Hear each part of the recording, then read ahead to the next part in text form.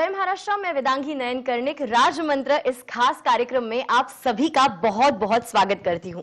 इस शो में हम राजनीतिक घटनाक्रम की भविष्यवाणी करते हैं और इस हफ्ते महाराष्ट्र के राजकारण पे चर्चा तो हम करने ही वाले हैं और साथ ही साथ पश्चिम बंगाल के राजकारण की भी बात होने वाली है। साथ ही साथ हम शेयर मार्केट और कमोडिटी मार्केट के बारे में ही जानकर लेने वाले हैं पंडित राजकुमार शर्मा जी के साथ। सबसे पहले पंडित जी, आपका इस शो में बहुत बहुत स्वागत है। नमस्कार। नमस्कार पंडित जी, अभी कुछ ही दिनों पहले यानी 2 ही दिन पहले महाशिवरात्रि थी और मैं चाहती हूं कि आज के हम शो की शुरुआत शिव जी के पवित्र मंत्र के साथ करें और आप हमारे दर्शकों को महाशिवरात्रि के बारे में, उसके वैशिष्ट्य के बारे में जरूर कुछ बताएं। ओम त्र्यंबकं यजामहे सुगंधिं पुष्टिवर्धनम् अरुवारकमिव वंदना मृत्युर्मोक्षयेमामृतात्। यह भगवान शिव का वो मंत्र है कि जिसके मंत्र के उच्चारण से और इस मंत्र के पाठन से मृत्यु जैसी घटना भी जो है उससे छुटकारा पाया जा सकता है। और जब भी हम कोई बीमार पड़ता है तो हम उसको बोलते हैं कि आप महामृत्युंजय का जाप कराइए। और शिव ही ऐसे देवता हैं, शिव ही ऐसे भगवान हैं जिनके बारे में कहा जाता है कि जन्म और मृत्यु जो है वो सिर्फ और सिर्फ शिव के हाथ में है। शिव जो है वो संहार भी करते हैं, पालन करता भी हैं और जगहर्ता भी हैं। इसलिए शिव को प्रणाम करते हुए ये बताना चाहता हूं कि शिवरात्रि चली गई, मगर शिवरात्रि की रात को कहते हैं कि इसी रात को भगवान शिव ने अपने तीसरे नेत्र से इस संसार की रचना की थी।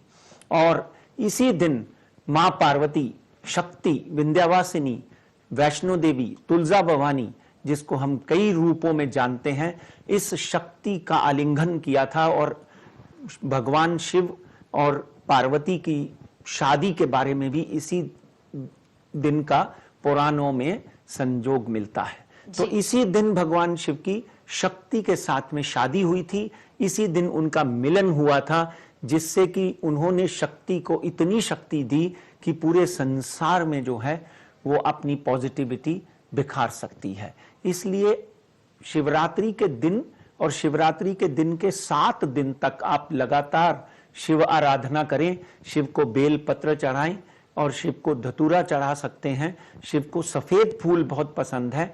ये सब उपयोग करने से आपके जीवन में नकारात्मकता खत्म हो जाती है और आपके जीवन में बीमारियां दूर हो जाती हैं। आपके जीवन में कोरोना जैसी बीमारी जो है वो भी आपके नजदीक नहीं फटकेगी।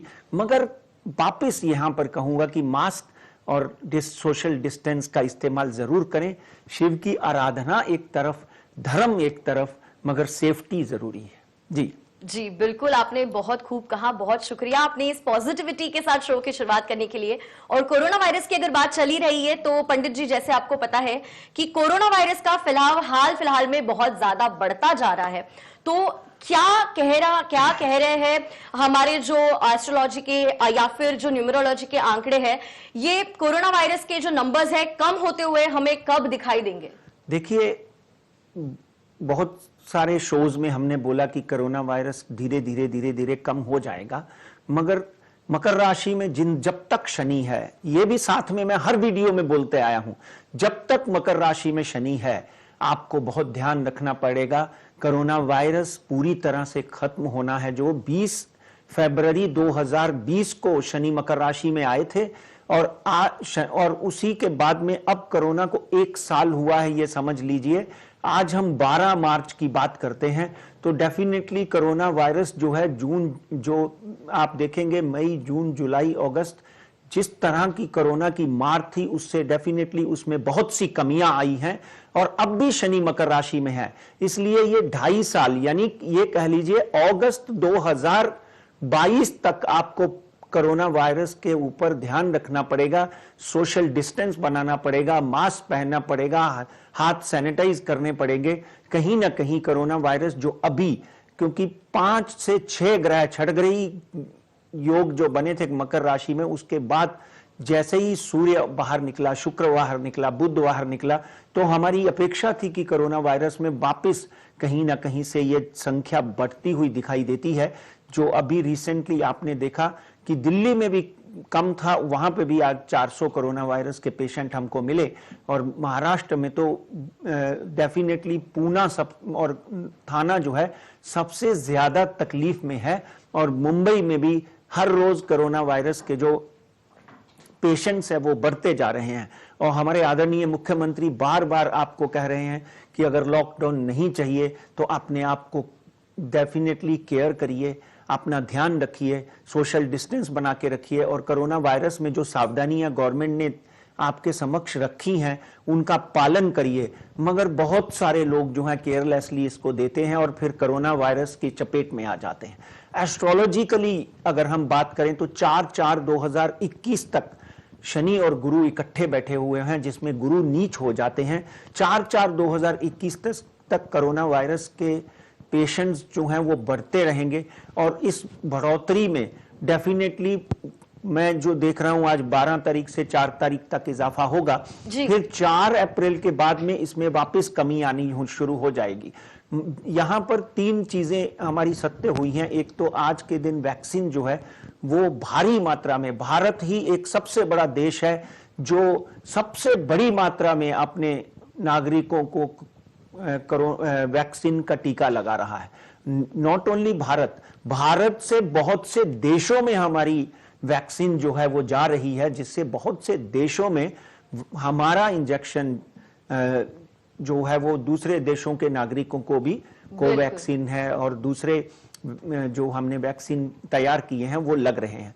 डेफिनेटली उसकी प्रिवेंशन तो हमें मिल गई, मगर इस वक्त हमें जरूरत है केयर करने की। 4/4/2021 तक ये बढ़े हैं, और बढ़ते बढ़ते देखेंगे कि वापिस 4/4 के बाद में हफ्ते 2 हफ्ते में वापिस धीरे धीरे कम होने लग जाएंगे। क्योंकि आज के दिन में जिस तादाद में, जिस मात्रा में, जिस संख्या में वैक्सीन लोग लगा रहे हैं, आगे आकर लोग जो वैक्सीन लगा रहे हैं, डेफिनेटली उसका जो इफेक्ट है कोरोना वायरस की संख्या में और कमी लाएगा।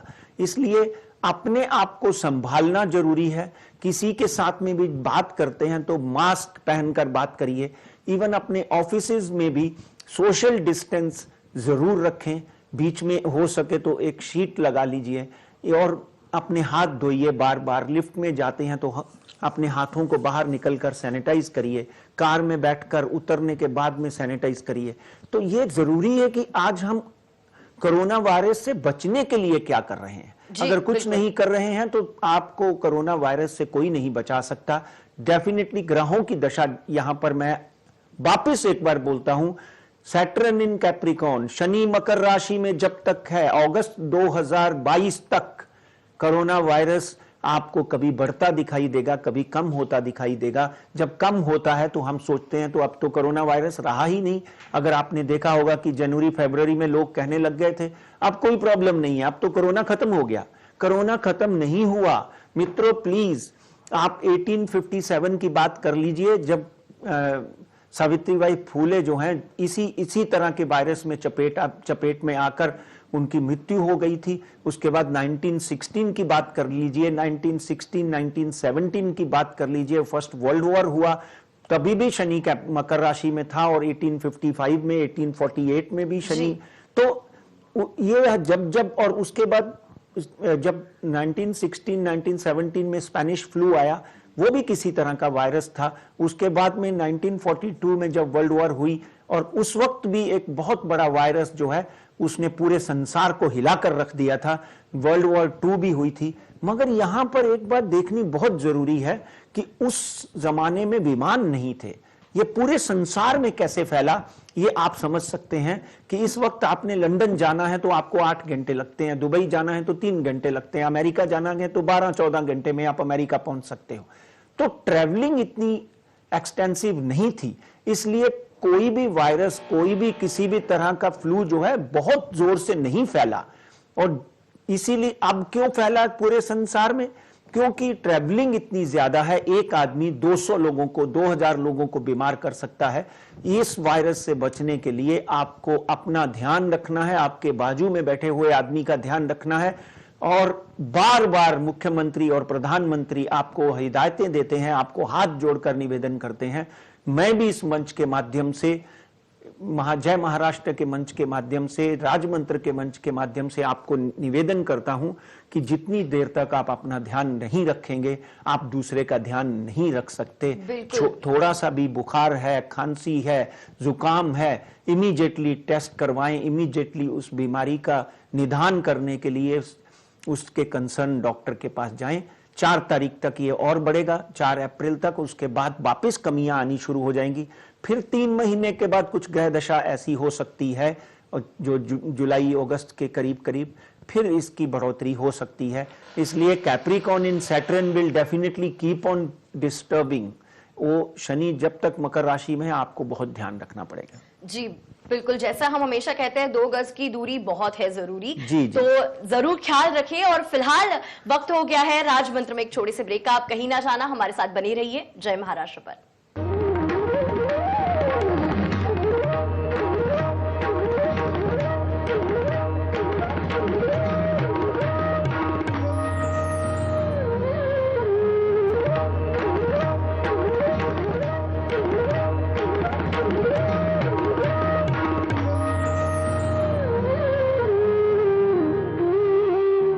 नमस्कार, मैं वेदांगी नयन कर्णिक फिर एक बार आपका राजमंत्र इस खास कार्यक्रम में स्वागत करती हूं। और अभी राजमंत्र में राजकारण की ओर हमें बढ़ना है। और पंडित जी, मैं आपसे जानना चाहती हूं कि जब हम राजकारण की बात करते हैं, उत्तराखंड की बात करते हैं, तो वहां पे मुख्यमंत्री बदलने से क्या कुछ चेंज हो सकता है क्या? एस्ट्रोलॉजी और न्यूमरोलॉजी क्या कहते हैं उत्तराखंड के मुख्यमंत्री के बारे में? देखिए, मोदी जी और अमित शाह की अगर बात करें तो वो एक परिपक्व राजनीतिज्ञ हैं। और अमित शाह जो हैं, उनको ऐसा कह लीजिए कि आधुनिक चाणक्य की भूमिका में भी हम देख रहे हैं। और वहां पर उत्तराखंड की बात करें तो एक्स चीफ मिनिस्टर जो थे, जो अभी बदले हैं, उनका नाम त्रिवेंद्र सिंह रावत है। मकर राशि है और मकर राशि पे 7.5 चल रही है। अभी हमने शनि मकर राशि में देखा। और उनकी कुंडली में यहां तक देखा जाए तो उनके 8वें घर में सूर्य और शनि इकट्ठे बैठे हुए हैं, जिसके कारण उनको ये तकलीफ हुई। शनि में केतु की अंतर्दशा चल रही है। अगर वो नहीं भी अभी बदले जाते तो 30/7/2021 तक बदले जाएंगे। मगर 30/7/2021 के बाद उनको वापस कोई बड़ी भूमिका में भारतीय जनता पार्टी अपने साथ ले लेगी। अब जो नए मुख्यमंत्री वहां पर बने हैं, उनका नाम है तीरथ सिंह रावत। वो भी गढ़वाल के हैं, ये भी गढ़वाल के थे। तीरथ सिंह रावत जो है 9/4/1964 उनका जन्म तारीख है, कुंभ राशि है। 7.5 उनके ऊपर भी शुरू हुई है। मगर वो पहले भारतीय जनता पार्टी के प्रेसिडेंट रहे वहां पे, फिर अभी वो मेंबर ऑफ पार्लियामेंट थे। उनको मेंबर ऑफ पार्लियामेंट से मुख्यमंत्री की गद्दी और उत्तराखंड का भार संभाला गया। डेफिनेटली वहां पर 2022 के इलेक्शन से पहले भारतीय जनता पार्टी ने ये जो बदलाव किया है, वो वहां की परिस्थिति देखकर किया है। और 2022 में एक बात दिखती है कि तीरथ सिंह रावत जो यंग हैं, पढ़े लिखे हैं, उनकी अध्यक्षता में भारतीय जनता पार्टी 2022 में फिर आ सकती है। इसलिए ये नपी तुली भारतीय जनता पार्टी की चाल है, जिसमें भारतीय जनता पार्टी ने बहुत ही अच्छा कदम उठाया है। जी बिल्कुल। और अभी उत्तराखंड के बाद सैर करते हैं हम पश्चिम बंगाल में। ममता बनर्जी जो है वो पिछले 2-3 दिनों से सुर्खियों में बनी रही है। उनका कहना है कि उन पर हमला हुआ और अपोजिशन जो है उनका कहना है कि ये केवल उनका ड्रामा है। लेकिन सवाल ये उठता है कि क्या हमले की कहानी जो है उससे ममता बनर्जी के लिए सहानुभूति बटोर के लाएगी? क्या लगता है आपको इसके बारे में? देखिए, ममता जी की कुंडली हम यहाँ पर पहले भी बोल चुके हैं कि अगर ममता जी बहुमत में नहीं भी आती हैं तो अन्य एक पार्टी और 3-4 पार्टियां मिलकर जो 30-35 सीटें हैं, उसके साथ में ममता जी अपनी सत्ता में आ सकती है। मगर यहां तक इस एक्सीडेंट का सवाल है, इसकी राजनीति में राजमंत्र को नहीं मैं घसीटूंगा। डेफिनेटली उनके ऊपर इस वक्त शनि की महादशा लगी है, शनि उनका प्रबल है, गुरु के साथ है। उनको ये चोट जो लगी है वो किस तरह लगी है, उसका काम जो है वो राजनीति के चक्कर में पड़ेगा और वहां की जो एजेंसीज हैं वो उसका अध्ययन करेंगी। ममता जी की को मैं तो ये कहूंगा कि अभी 8 चरणों में वहां पर इलेक्शन होने वाले हैं। अपनी सेहत का ध्यान रखना चाहिए। पर्टिकुलरली उनको बाद में आपने देखा कि उनको एंजाइना पेन या चेस्ट पेन भी हुई और पाँव में चोट लगने से चेस्ट पेन नहीं होती है। उनको अपनी हेल्थ का बहुत ही ध्यान रखना चाहिए। स्ट्रेस लेवल उनका बढ़ा हुआ है, जिससे वो अभी जो एक्सीडेंट हुआ है या किसी ने किया है उसका मुझे कोई ज्ञान नहीं है, मगर अब भी 4/4/2021 तक उनको अपनी हेल्थ का ध्यान रखना चाहिए। उन्होंने नामांकन भर दिया है। और एक बात मैं यहां पर कहना चाहता हूं कि ममता जी नंदीग्राम से खड़ी हैं। जब मैं शुभेंदु अधिकारी जो उनके ऑपोजिट खड़े हैं, जो उन्हीं के शिष्य थे, जो 2 बार मिनिस्टर रह चुके हैं, उनकी कुंडली का जब हम अध्ययन करता हूं तो लड़ाई कांटे की है, खेला कांटे का है। शुभेंदु अधिकारी की कुंडली डेफिनेटली बहुत ही अच्छी है। कहीं ना कहीं ममता बनर्जी अगर वहां पर जीतती हैं या शुभेंदु अधिकारी जीतते हैं तो इन दोनों में से 1000 से 2000 वोट की लीड लेकर कोई जीतेगा। आज के दिन एस्ट्रोलॉजिकली ये प्रेडिक्ट करना असंभव है कि वहां पे शुभेंदु अधिकारी भारतीय जनता पार्टी के जीतेंगे या ममता जी जीतेंगी, बट डेफिनेटली ममता बनर्जी जो है सरकार बनाने में कामयाब हो सकती हैं।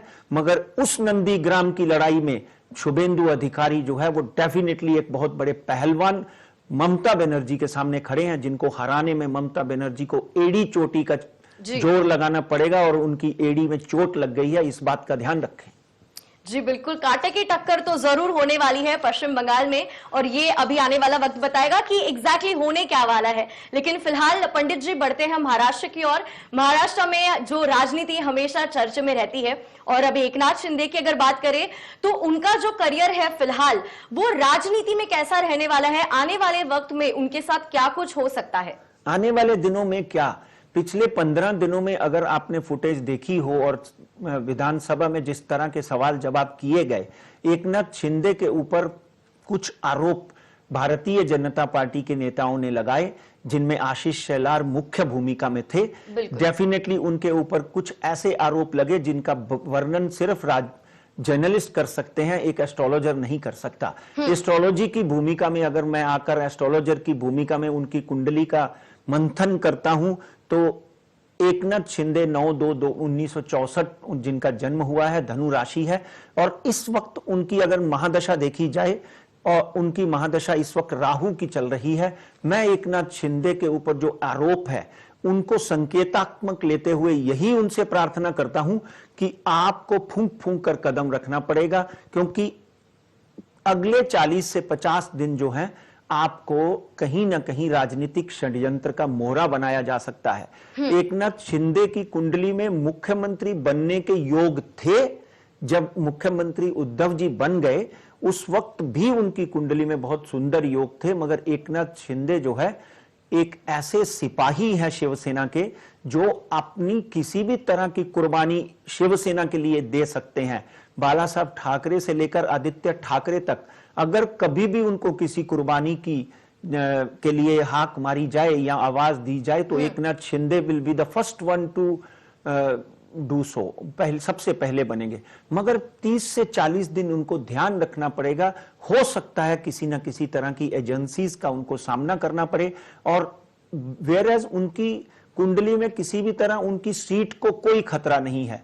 एकनाथ शिंदे की कुंडली में राहु की महादशा लगी है 2012 से, और दर्शकों को याद होगा 2004 में प्रधानमंत्री मनमोहन सिंह की हॉरोस्कोप देखने के बाद मैंने बोला था कि ये व्यक्ति अगला प्रधानमंत्री होगा, और यहां तक 2012 से 2030 एकनाथ शिंदे की कुंडली का अध्ययन करें तो डेफिनेटली एक वक्त ऐसा भी बीच में आ सकता है जब उद्धव जी या शिवसेना के बहुत से बड़े लोग मिलकर कहें कि एकनाथ शिंदे को मुख्यमंत्री बना दिया जाए। बट एकनाथ जी को 40 दिन के लिए बहुत ध्यान रखना पड़ेगा। बिल्कुल बिल्कुल। और राजनीति के बाद अब हमारा रुख जो है वो सोने की ओर करते हैं, यानी गोल्ड की ओर। तो पंडित जी, सोने के भाव जो है वो कई दफा हम देख रहे हैं कम होते जा रहे हैं, घटते जा रहे हैं। तो मैं चाहती हूं कि आप हमारे दर्शकों को जरूर बताएं कि हाल फिलहाल में अगर गोल्ड में इन्वेस्टमेंट करनी है तो एग्जैक्टली कहां करें और कैसे करें, जरूर मार्गदर्शन कीजिए।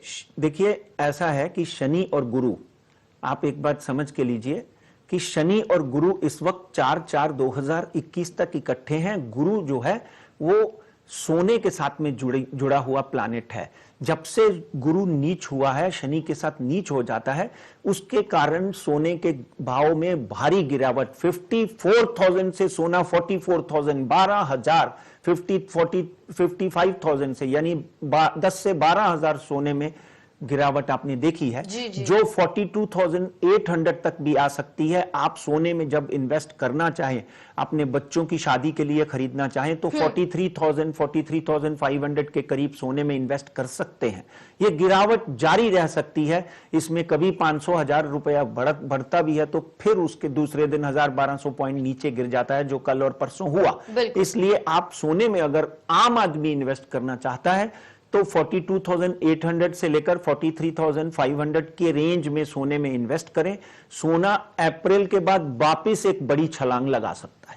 क्या बात, मतलब आपके हाथ में फिलहाल समय जो है अप्रैल तक का है, जितना हो सके उतना गोल्ड में इन्वेस्ट कीजिए, बहुत ही ज्यादा आपके लिए फायदेमंद रहेगा। बहुत शुक्रिया पंडित जी इसके लिए। और बढ़ते हैं आज के आखिरी सवाल की ओर, यानी शेयर मार्केट और कमोडिटी मार्केट की ओर। तो क्या परिस्थिति रहेगी मार्केट की और क्या आप बताना चाहेंगे दर्शकों को पंडित? देखिए 51,200, 51,800 बीएससी का ऊपर का आंकड़ा है। जब भी मार्केट नीचे गिरनी लगती है, एफआईआईज की भारी बाइंग आ जाती है, साथ में डीआईआई की, हमारे भारत की लोकल जो इन्वेस्टर है वो भी भारी मात्रा में खरीद रहा है।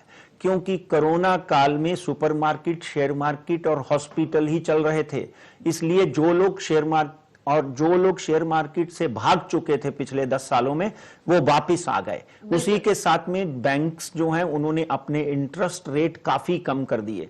तो जो आदमी 965 रुपए में रिलायंस खरीद कर बैठा था, आपने देखा होगा कि 2300 रुपए में उसने बेचा होगा। तो डेफिनेटली मार्केट में बढ़त जारी रहेगी। बाजार अगले 3 महीने में 54,000 भी छू सकता है।